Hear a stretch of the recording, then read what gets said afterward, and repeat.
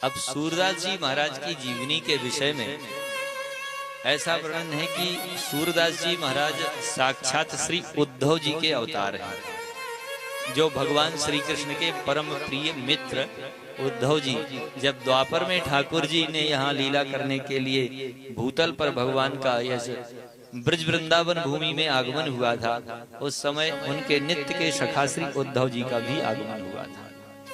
उन्हीं श्री उद्धव जी महाराज के ही स्वरूप श्री सूरदास जी महाराज हैं।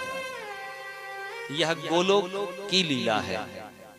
एक बार गोलोक धाम में साक्षात भगवान श्री युगल सरकार प्रिया प्रियतम कुंज में विराजमान है।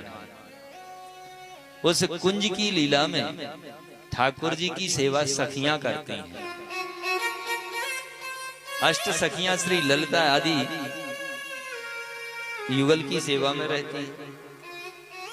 एक दिन की बात है कि श्री उद्धव जी महाराज उस कुंज में प्रवेश करने लगे। वहां श्री ललिता जी ने श्री उद्धव जी को रोका, परंतु उद्धव जी वहां प्रवेश कर गए। भगवान के सखा हैं, हठपूर्वक प्रवेश कर गए और उद्धव जी महाराज वहां कुछ काल तक रुके, कुछ क्षण। उस क्षण में उन्होंने एक पात्र को उठाया और जल पीने के लिए जल भरने लगे। दूर से ललिता जी ने कहा कि उद्धव जी वह पात्र जूठा है, आप उसमें जल मत पीजिए। इस बात को सुनकर के उद्धव जी क्रोधित हो गए। उन्होंने कहा कि आपने यहाँ जो पात्र रखा है, जूठा हुआ पात्र यहाँ क्यों रखा? जूठा हुआ पात्र रख दिया आपने, यह मृक्षों जैसा कार्य किया है, यवनों जैसा कार्य किया है, इसलिए आप भूतल पर यवन हो जाओ।